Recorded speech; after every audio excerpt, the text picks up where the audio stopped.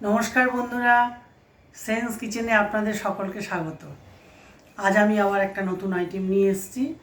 আজ আইটেমটা হলো রুই পোস্ত, মানে রুই মাছ পোস্ত দিয়ে বানাবো। আজ বানা রায় রু পোস্ত, রু ফিশ পোস্ত। তা দেখে নেই কি কি লাগবে। প্রথমে তো লাগবে, আমি নিয়েছি রুই মাছের পেটি।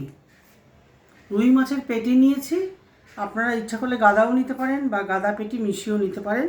এটা আমি তাড়াতাড়ি হওয়ার জন্য ভেজে রেখেছি। সর্ষের তেল বা সাদা তেল যা ইচ্ছে সেই দিয়ে ভেজে রাখবেন। এটা ভাজার পর লাগবে গিয়ে হচ্ছে এই পেঁয়াজ, কিন্তু এখন লম্বাইতে কাটবেন তাহলে খেতে ভালো লাগবে। এরকম লম্বাইতে পিস করেছি আমি, দেখুন। ঠিক আছে, একটা বড় পেঁয়াজ নিয়েছি, এখানে 1 2 3 5 পিস মাছ আছে।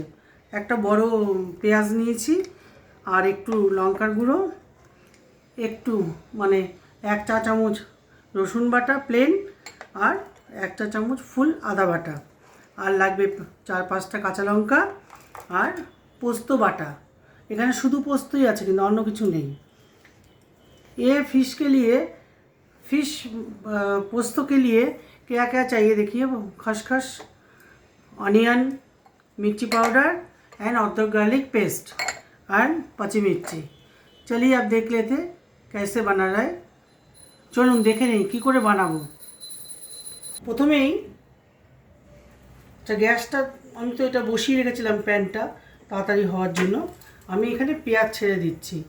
বারবারই বলছি, পেঁয়াজটা কিন্তু লাল করে ভাজা হবে। আর যাদের ঘরে অনিয়ন বেরেস্তা আছে সেই দিয়েও বানাতে পারেন, রেডিমেড পাওয়া যায় আজকাল। এটা আমি অনেকটা বেরেস্তার চেয়ে একটু কম ভাজবো, বেরেস্তা দিয়েও করতে পারেন। এটা তাড়াতাড়ি হওয়ার জন্য আমি কী করব, নুন দিয়ে দেবো। নুন কতটা দেবো, মাছে যতটা নুন লাগবে। এই দেখুন, 5টা মাছ, মাছেও নুন হলুদ মাখানো আছে। নুন হলুদ মাখিয়ে মাছ ভেজে রেখেছি। আর পেঁয়াজটা এখন ফ্রাই করব, মাপ মতো নুন দিয়ে দিলাম। এটা খানিকক্ষণ ভাজা হোক, একটু সময় লাগবে। পেঁয়াজটা ভাজতে ভাজতে দেখুন হালকা লাল হয়ে এসছে। এবার তুলে নেব। আর একটু করলে পেঁয়াজ বেরেস্তা হয়ে যাবে। এই পর্যায়ে আমি পেঁয়াজটাকে তুলে নেব। গ্যাসটা কম রেখেছি।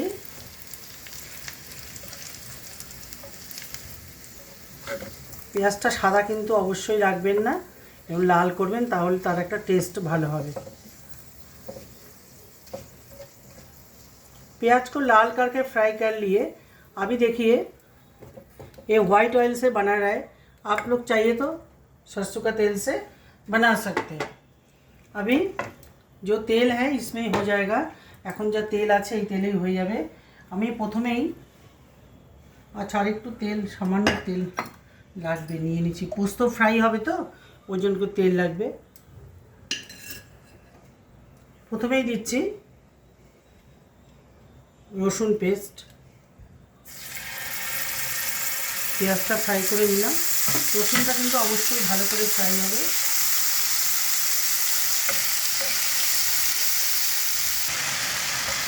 इसमें मिर्ची भी डाल दिए, কাঁচা লঙ্কা ঢেলে দিলাম। এবার রসুন ফ্রাই হয়ে গেছে, কাঁচা লঙ্কা দিয়ে দিলাম, আর আদা দিয়ে দিলাম।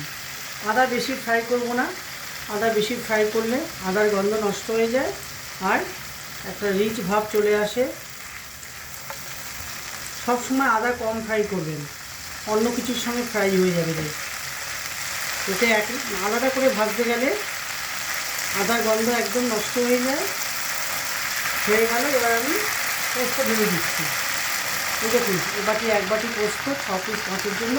এখানে 7 পিস মাছও হয়ে যাবে। যারা পোস্তর গ্রেভি বেশি রাখতে চান তারা আরেকটু পোস্ত নিয়ে নেবেন। এবার এটা খুব ভালো করে ফ্রাই করব।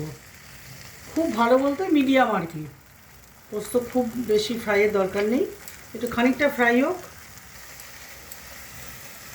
পোস্তটা দেখুন একটু ফ্রাই হয়ে এসছে। এই পর্যায়ে আমি একটু জল দিলাম। খুব বেশি ফ্রাই করলেও পোস্তর গন্ধ নষ্ট হয়ে যায়। মিডিয়াম ফ্রাই করে একটু জল দিলাম। আর হলুদ কিন্তু মাছে দেওয়া আছে, মাছে নুন হলুদ মাখেছিলাম, সেই হলুদেই পোস্ত হয়ে যাবে। বেশি হলুদ দিলে পোস্ততে ভালো লাগে না, জানি পোস্তর গন্ধটা নষ্ট না হয়, সেদিকে আমাদের লক্ষ্য রাখতে হবে। খসখসটা ফ্রাই হয়ে এসছে। এবার একটু এই সামান্য হাফ চামচেরও কম লঙ্কার গুঁড়ো দিলাম। এবার যে যেরকম ঝাল পছন্দ করেন, কাঁচা মির্চি, লাল মির্চি সব ঝাল দিয়ে আমি অনিয়ন ফ্রাই, পেঁয়াজ ভাজা দিয়ে দিলাম। গ্যাসটা একটু কম করতে হবে। এটা একটু ভাজি, একটু মিশিয়ে নেবো, এটা ভাজা না, পোস্তর সাথে পেঁয়াজটা মিশিয়ে নেব।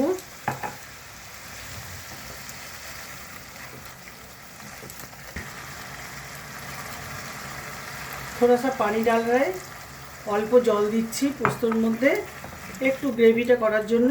এবার এর মধ্যে মাছ দেব, মাছের সাথে এটা ফ্রাই হবে। দেখুন মাছ ভাজা দিয়ে দিচ্ছি। নিচে সবসময় এই যে তেলের পোর্শনটা এটা নিচে দেবেন, তাহলে মাছ নষ্ট হবে না, ভেঙে যাবে না।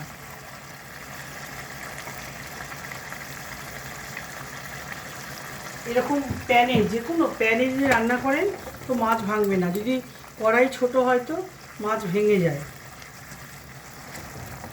এবার এই যে পোস্তর মধ্যে মাছটা দিয়ে দিলাম, খানিক বাদে মাছটা উল্টে দেব, ব্যাস রান্না হয়ে যাবে। এখন একটু এটা ফুটুক, थोड़ा टाइम हुआ, अभी फिश को उल्टा कर दे रहा है। নিচের পোর্শনটা ভাজা হয়ে গেছে, মানে সেদ্ধ হয়ে গেছে। এবার উল্টে দিচ্ছি মাছটাকে। দেখেছেন তো পোস্ত গ্রেভিটা কীরকম হয়েছে। আর একটু হলে এটাকে নামিয়ে দেব। অনেকে কিন্তু পোস্ততে চিনি দেয়, আপনারা ইচ্ছা হলে চিনি দেবেন, কার কী পছন্দ সেই মতো করবেন। চিনি ইচ্ছে হলে দেবেন, আর দেবেন না। আমি খুব সামান্যই দিচ্ছি, এই দেখুন কয়েক চুটকি। যারা চাবেন দেবেন না, शुगर नहीं देने से भी चलेगा। जिसको पसंद है वो थोड़ा शुगर देना, क्योंकि खसखस में शुगर चलता।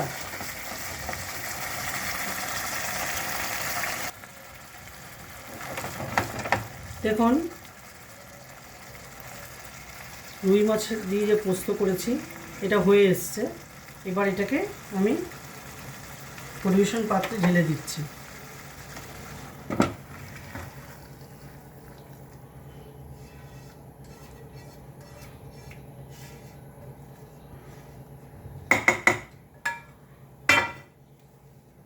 দেখুন তৈরি হয়ে গেল রুই পোস্ত। ঠিক আছে, ये देखिए रेडी हो गया রু ফিশ খসখস। আপনারা অবশ্যই বানিয়ে দেখবেন, খুব টেস্টি একটা আইটেম। আর পছন্দ হলে অবশ্যই লাইক শেয়ার করবেন। আজ তাহলে এখানেই শেষ করি, আবার দেখা হবে আগামীকাল। নমস্কার।